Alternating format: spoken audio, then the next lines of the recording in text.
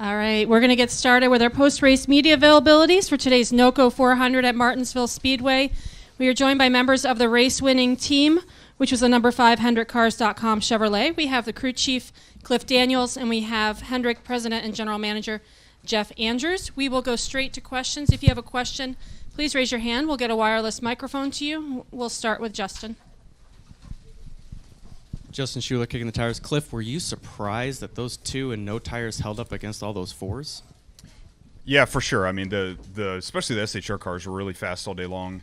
To be honest, earlier in the race, when a couple guys stayed out on older tires and survived for 20 to 30 laps, which was 20 to 30 laps longer than I thought they would have, that was kind of a tell sign. A couple data points last year of guys on higher lap tires still maintaining track position. So still a little bit of a gamble, but we knew there were some data points where it had worked. So that's the way we went. Additional questions? And we'll go to Dustin in the front there, and then we'll go to Mark. Dustin Long, NBC Sports, one for each. Cliff, based off of what you're talking about and what we saw today, as a crew chief, are you having to think a little bit differently because of track position, and it's more about you helping your driver pass as opposed to your driver, in many cases, being able to gain position? I would say a healthy combination of both. I'll be the first to admit for 200 laps we weren't a winning car. Our car just wasn't great. Some of that was what was in our car, and some of that was kind of the track conditions. So then at the same time, we got a couple good changes in our car. The track did cool off a little bit, and I think all that kind of came our way. So then to your exact question, yes, I think, being able to be more aggressive on the strategy side, get some spots on pit road or spots on what your strategy is, certainly that's helpful. And every time we did it, we were able to kind of maintain. But you still saw some cars that were really good cars that could pass up through the field. And we weren't one of those cars for 200 laps. It wasn't until later in the race that we got our car better. So both kind of worked out at the end. And for Jeff, based, with your extensive experience and knowledge of engines, the discussion comes up again after the race, hey, more horsepower is needed for these cars in a different tire. That sounds like a simple solution, is just give it more horsepower. From an engine perspective, I'm not an engine guy, so how difficult is that? How prohibitive is the cost of that? I mean, is that something that if enough people wanted to get done, that's something that's realistically could be done, or is this like trying to climb Everest and getting back to the level of horsepower it used to be? Yes, Dustin, I think multi-answers to that question. First, yeah, it's always achievable. It takes quite a bit of work to get back there. We are, I would say, 5 to 6 months out on parts orders and deliveries, and really when you get to this part of the season, you start to consume a lot of sealed engines that you run earlier in the season. So it gets complicated just to try to change, a package over, or change a power level over, because these engines are built and tuned, and all the analysis and everything that's run on them is for the current power level. So when you start to make changes to that, it requires changes to a lot of parts and pieces, and some of those would be as much as a year to possibly 18 months lead time to get that work done and get parts ordered. So it's a complicated question. I personally do not disagree with you that more power would be something that to take a look at someday. It's a long-term decision for the engine companies to do that. And so to follow up, so it sounds like even if people wanted to do it for 2024, it's almost too late at this point. That decision needs to be made now, yeah, very, very soon. Because parts, depending on the parts and pieces, some things, as I said, are easily 6 months to a year out from a planning perspective. And one thing that, you need to realize is that all these engine companies have ordered parts and pieces for really the remainder of 2023, and to start to change that architecture around, it gets very, very complicated very quickly, and that's a long-term decision for sure. Go to Mark. Mark Garrow with PRN. Jeff, 295 wins now for Hendrick Motorsports. Pretty big number. You guys are closing in on 300. Any thought on that? Any whispering about that might be an attainable number this year? I think Mark, it was more than a whisper at our season kickoff luncheon from Mr. Hendrick. It was an ask of his, and he lit that fire underneath of everybody very early on in January, and we're certainly marching forward towards that. So obviously a goal we want to achieve, and in addition to that, keep going right on past that. We need to focus on long term, on late summer and early fall, and having performance in our cars like we do now at that point of the season. Certainly, I know as a company we're very pleased with how this package has performed, for us.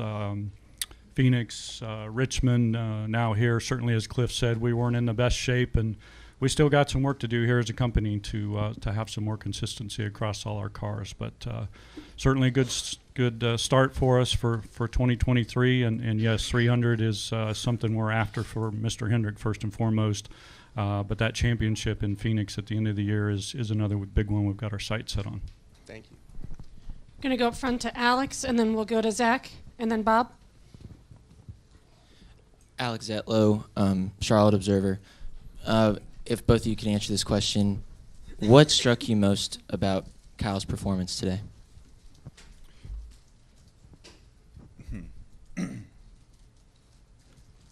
I think just the fact that all the conversations he and I have had here, he's had so much doubt in himself, but we've continued to stay true to our process, how we prepare, the data we look at, everything that we study. He's been very open to any adjustments he's needed to make on his end, and it's kind of a two-way conversation from what can he do better and different, and what can we do better and different with the car.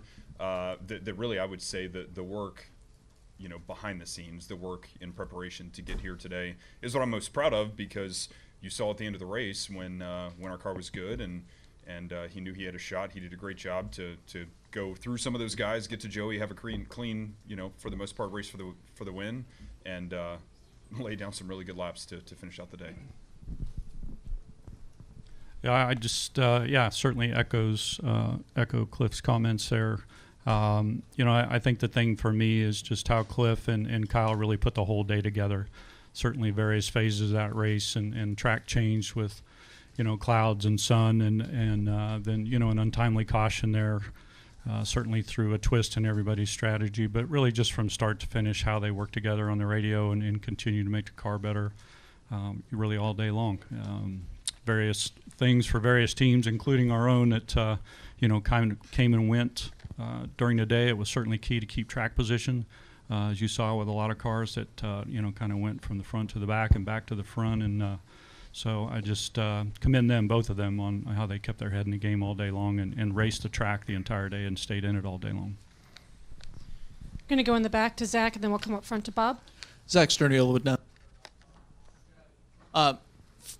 The number 5 car hasn't won here since '84 when Jeff Bodine went to victory lane. The significance of that number to get that car back in Martinsville victory lane, what does that mean to Hendrick Motorsports? Yeah, that certainly is a great milestone. I'm not sure that I realized that. Did you? I didn't know that either. That's pretty wild. That's pretty awesome. So, yeah, obviously being the side of the first win for Hendrick Motorsports back in 1984, and then to come here today and put number 5 back in victory lane, that's always a special number. It has been for Mr. Hendrick through the years. A lot of great milestones that go with that number and a lot of history and heritage there. So, for us as a company, very proud of that, and to bring that to Mr. Hendrick as well back here at Martinsville. Go to Bob. Bob Hockers, Fox Sports. Jeff, I assume there wasn't much doubt on whether Chase can win or come back and be strong, but did today send any sort of message you feel to him and the team? Yeah, I think if you saw him after the race, just the fight that's in Chase Elliott, he's, obviously that was a tough race on him, tough race on any driver, and to come here after being out for multiple weeks, and as I said earlier, we didn't have the best race cars today, and he and Alan fought all day long together. Chase stayed obviously with Alan and the team and worked hard all day long, and at the end there, that thing came to life, and see him battle his way back up there to a top 10. It's great to have him back. It's from that aspect, it's the first weekend for us to kind of have our team or have the band, so to speak, put back together. We haven't all been back together since Fontana for various reasons. So I think just a statement for the company and a compliment to the men and the women behind the scenes at Hendrick Motorsports that have been building and working on these race cars through this time of adversity for us, and to come here today and not only with Chase but Cliff and Kyle. It's a good day for us, and we'll build on it. Certainly glad to back to your question, to have Chase back. I think he fought all day long and did a great job for us. I want to check in up at the press box to see if there are any questions for Cliff or Jeff.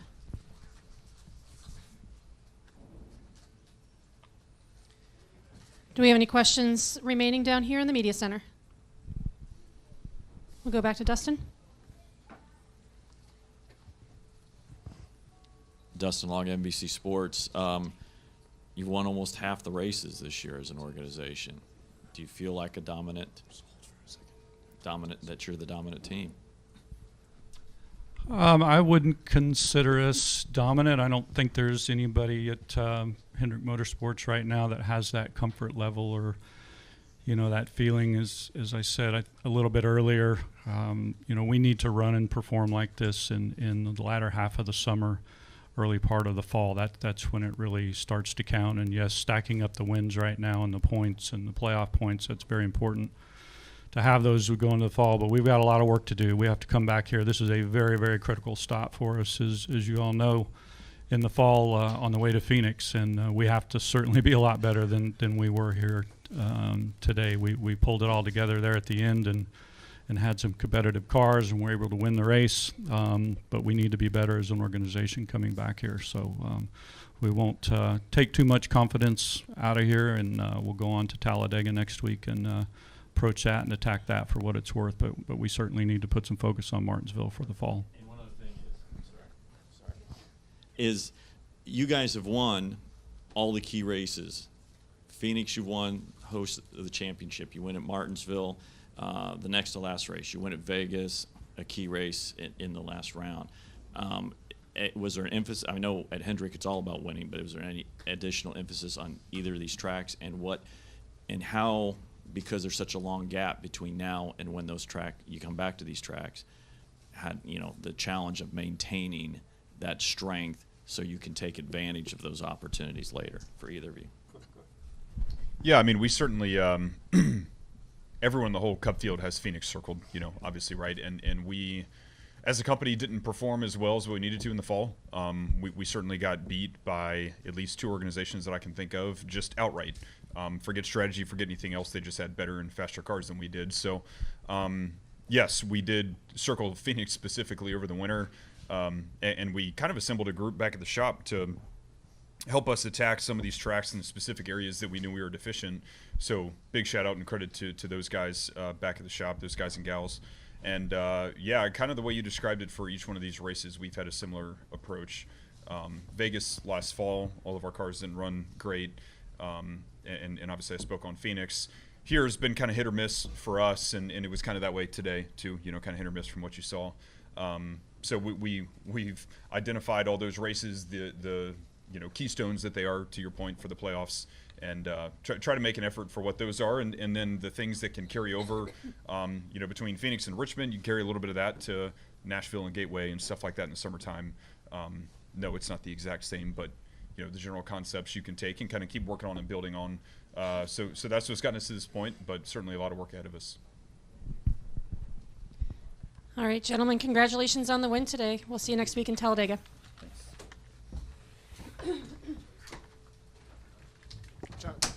John, you did serious?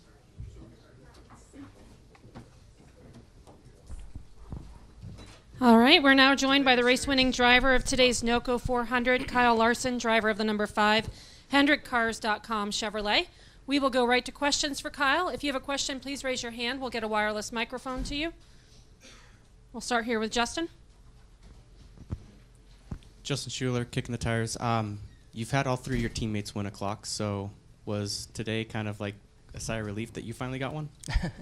I don't know if them winning added any pressure. If anything, them winning adds confidence, I think, when you come to a place like this that I've really struggled out. So, yeah, it's pretty neat that the four of us now have all won here in the last, I guess, 3 years, right? I think did Chase win in 2020 here, so pretty cool, and just shows that. Which, I mean, Hendrick has shown for a very long time that they've had great setups here and have a handle on things here. So, but it wasn't easy. I mean, we didn't dominate the day at all. We really never even got into the top 5 there until the last run of the race. So, just a great job on my team, great job on pit road all day long, and great strategy calls and some good restarts there at the end. I don't. I have no clue. I've been, trying to imagine different rooms in my shop or in my house or whatever, and I don't have a clue. Owen wants it in his room, so maybe we put it in there. But that's probably one of my most prized trophies. So I'm not sure if I want to put it in there and have him break it. So we'll see. And he'll probably get annoyed with it too. That thing going off every hour. So he's probably gonna find out quick that he doesn't want it in his room. I'm going to go to Mark, and then we'll go to Seth. Mark Garrow, PRN. Kyle, you come off a 10-win season to 3-win season last year. You've won 2 races early this year. Does it start to give a feel like another maybe potential double-digit win season, winning 2 races early and knowing that the team is improving all the time? I mean, I don't know about double digits. Like, that's pretty tough to do, and it's only happened a handful of times throughout the last couple decades, I guess. But I've told a lot of people around me, when I go to dirt races and stuff, because they don't follow it a whole lot, competitors and stuff. They're like, oh, how's your stuff this year? And I tell every one of them, like, man, I think we're honestly close to as good or just as good as we were in 2021. So I think in the races that we've finished and executed well, I think it's shown. We've been up front in every race. We've challenged for wins. We've shown that we've had winning speed at every single race. COTA maybe arguably is our only race this year where we haven't been a contender on speed, at least for the win. But we were a top 5 car that day, I thought. So I've had a few DNFs, but outside of that, we've been in the top 2, I think. So, or top 5, 4, I guess, with Phoenix. We had a shot to win there and fell back to 4th. But anyways, I do feel like we are close to what we were a couple years ago.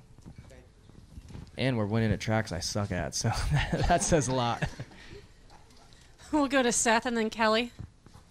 Seth Egger, KickingTires.net. Kyle, you mentioned the struggles that you've had here. Considering that, where does this win compare with other victories that you've had? Yeah, I mean, I think when you can accomplish something that you don't see possible, when you do accomplish it, it moves up the ladder pretty high. So this is an extremely special win for me. I've worked very hard to get better here. I feel like every time there's a test available, I get put on that list to test here because I struggle and we want to get better. So I've got tons of laps around here and not many top 10s. Honestly, probably more races where I've finished a lap down than on the lead lap. So it's been difficult. And then, like I said, when you can win at a place like this, it is definitely up there. I was teared up the whole last lap. I heard Cliff was teared up too. So that feels really, really special because he's so strong and like emotionally strong, and to hear that means a lot. This win here today means a lot for everybody, and to Hendrick Motorsports as well. With everything that they've everything that this kind of racetrack and trip means to them. I'm going to stay up front for a couple. We'll go to Kelly, Bob, and then in the back. KellyCrandallRacer.com. Kyle, you said there about the trophy will be one of your most prized possessions. Is that go back to everything you just said, the reason why, or what makes this trophy, other than, of course, hearing about it so much, going to be so special to you? Yeah, I'm not into clocks or anything like that. So, being that it's a clock doesn't add any significance to me. But I think every time you look at it and you look at it'll remind me of the 10 years of struggling I've had here, and then to accomplish the win that we now have. So, and the work, and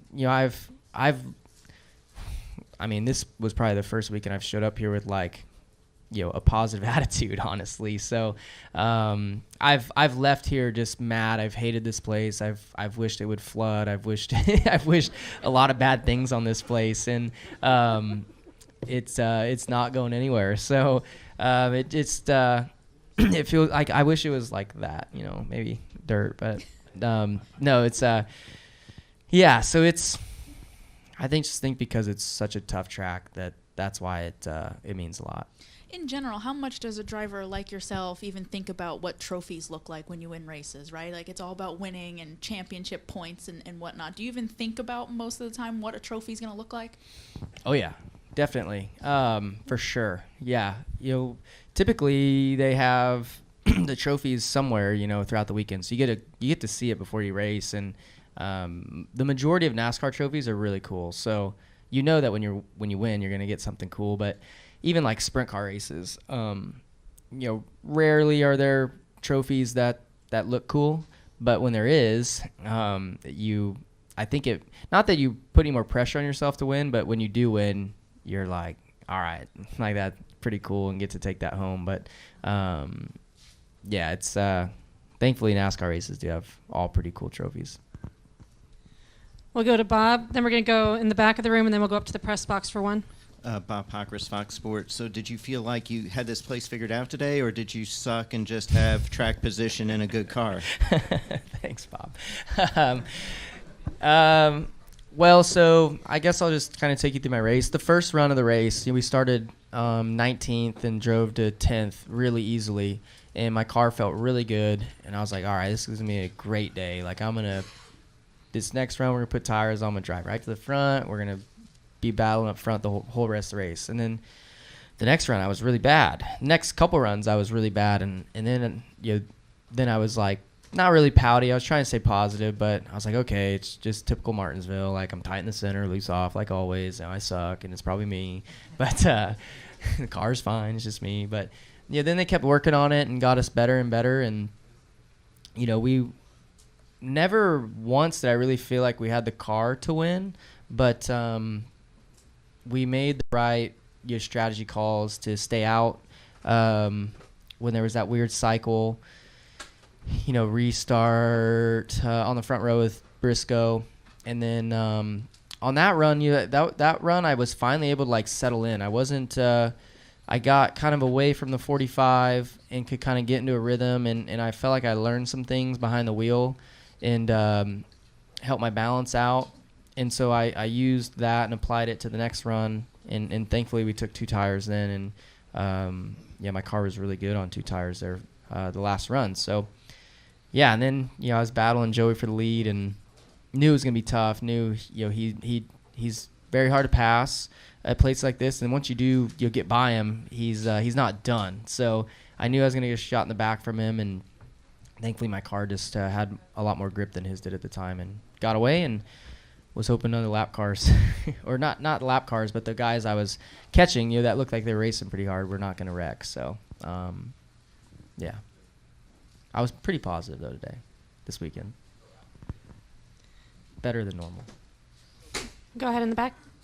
Oh, yeah, Joshua Weatherman, Short Track Report. Kind of, piggybacking off the previous questions, you've said in years past that this has been your worst track, and, you kind of count this race as a write-off. What was it about your car today that allowed you to overcome the aero problems here at the short tracks, get to Joey's bumper, and just allow you to walk away at the end of the race? Yeah, I guess as far as the aero stuff, I didn't really notice anything different with this package here compared to last year. So, yeah, it's just, I think like Phoenix, I felt a little bit different. Richmond, I felt a lot better with it. And then here, if you would have told me that, we didn't, we had the same package, I would agree. So, yeah, it was just, my car was good enough there at the end to drive it to the 22 and kind of just work them over. I'm going to go upstairs to the press box for a question, then we'll go to Dustin.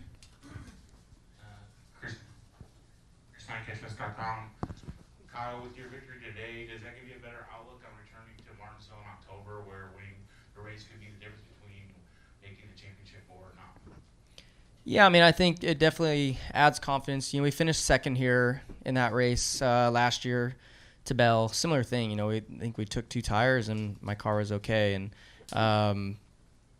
so, yeah, but there's also a lot of room for me to get better here still. You know, there was a run on that long run there. I was better than the 10, better than the 6, a lot better than the 6 once the 10 got by him, and I just don't do a good job at passing. So just got to get better at my racecraft still here. And you know, the good short track racers, if their car is better than somebody, they can get to them and pass them pretty quickly. Where I seem to just get stuck and waste time, and I think that's a lot to do with kind of the line that I run. But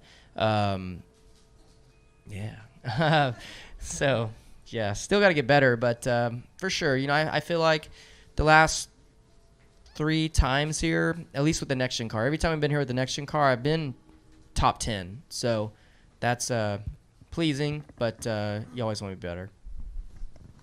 Go to Dustin. Dustin Long, NBC Sports. Hey, a few minutes ago, Josh Weiss tweeted a thread of thoughts about you winning. And part of what he said is, since 2017, I've watched you push himself to learn at a track that he hasn't felt comfortable at, one of the few. The most notable part of that is that it's remained the track that he's put the most work into. Seeing KL win today is probably one of the coolest wins I've ever had a small piece in, watching one of the greats push himself for years and finally get the reward that he's earned. I think a lot of times people look at what you have done across the spectrum in your career and just view it as talent and maybe don't see the work that goes on behind the scenes. Can you give us a sense of the work that you've had to put in the last few years that Josh is referencing to get to this point today where you can suck and still win? Yeah, no, it's you know, it's a lot of it has to do with Josh for sure, and you know, I've worked around him now, I guess since 2017, and you know, he's done a really good job at like pointing things out. You know, I think for so long when I came to Martinsville, everybody was like, oh, you got to back your entries up, get good exits and stuff like that. So like you work that into your brain and you try and drive that way. And you know, over time, you know, through data and seeing how the good guys get around here, you know, I quickly realized that it's the opposite. You make your time on entry, and it's not about, you know, your good exits. And since that, you know, I've been able to kind of work harder at my driving style a little bit and trying to really, you know, I feel like, I mean, competitors know, I mean, they look at my data and stuff, and they probably, like, I have this, like, perfect triangle brake here at Martinsville. And, like, the good guys, you know, kind of, like, can make time under the braking zones and then hold that little bit of pressure at the end to turn still and get pointed for exit. And that's, I feel like the last 100 pounds of brake pressure has been something that I've worked really hard on and try to be pretty conscious of throughout the race today and this weekend. And I think that helped a lot. And it's because of guys like Josh Wise and Cliff and Adam and Cal and Becker at our shop that, you know, find those things and point them out, and then, you know, we really kind of hone in on them and try to work to, you know, figure out a way, not copy, because it's hard to copy anybody's driving style, but to take little bits and pieces of things that you notice and try and apply them to yourself. So yes, I think there's a lot of things that I've done throughout my career that talent's got me to accomplish. But then there's a lot of work that goes on behind the scenes, and I've worked a lot harder in the last, I mean, I guess 7-ish years than I probably ever did before. Yeah, I think, but you have the data now to look at and to study and then apply to yourself. So I understand every win is special, but comparing a win that you won based off of your talent versus a win like today where it was work day after day, is this any more significant, or what does this mean on a personal level to you compared to other races that you won because of the talent of Kyle Larson?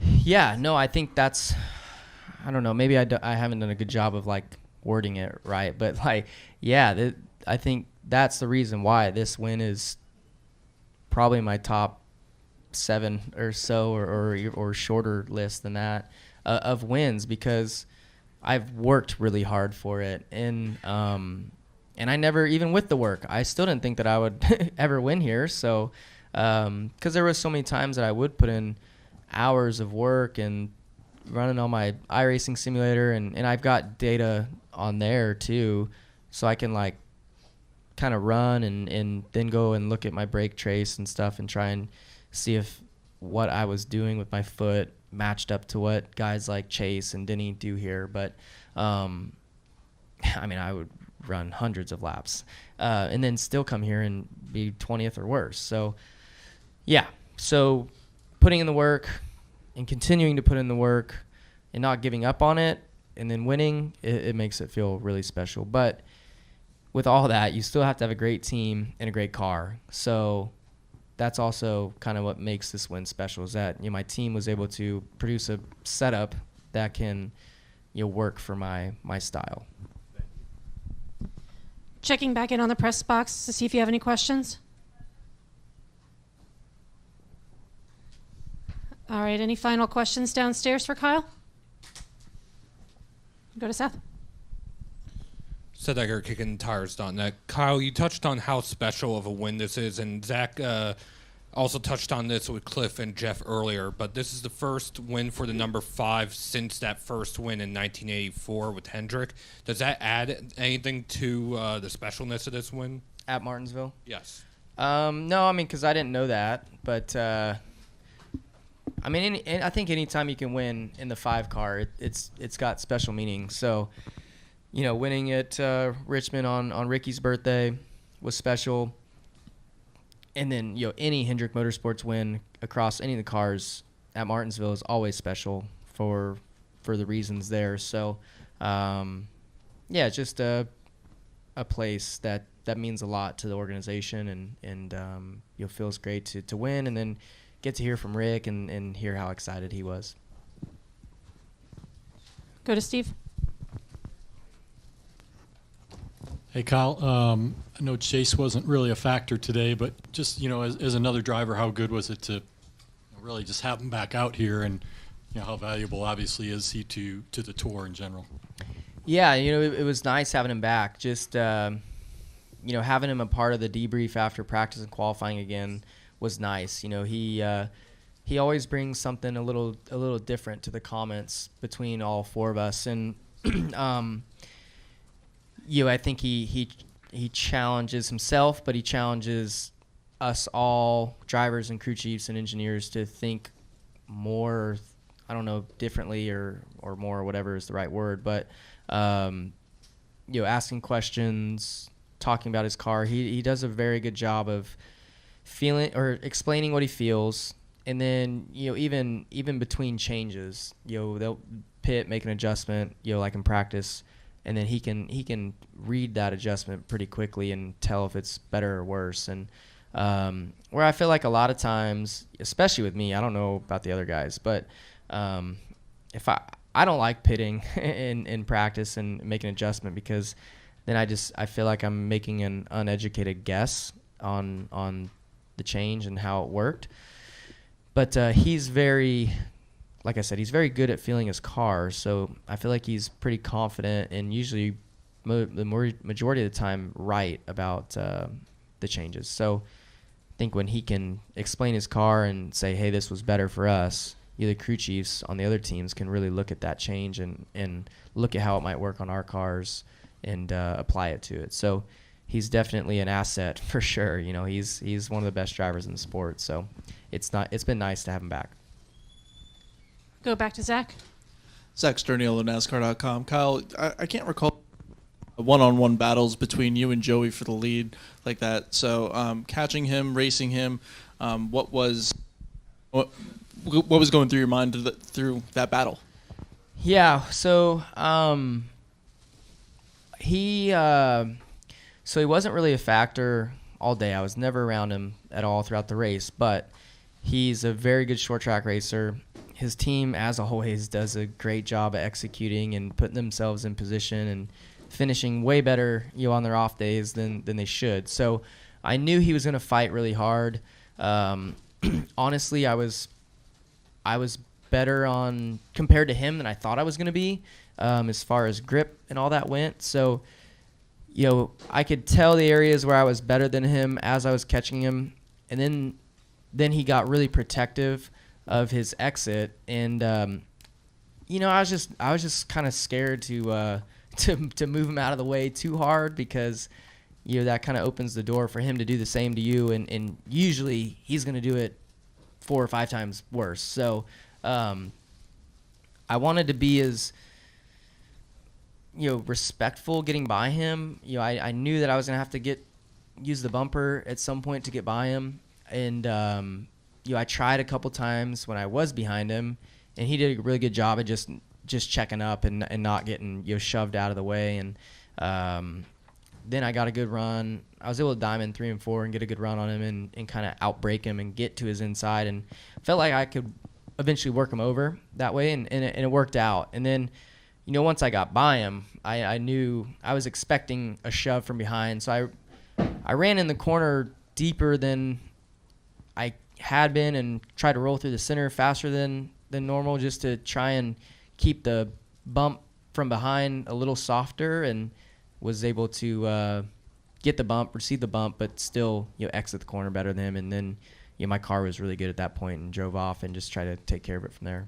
But it was fun. It was a lot of fun racing him, and I could, for the 2 laps we were side by side, I could see the crowd on their feet and waving their towels and stuff and cheering. So it was fun. It was fun for my seat.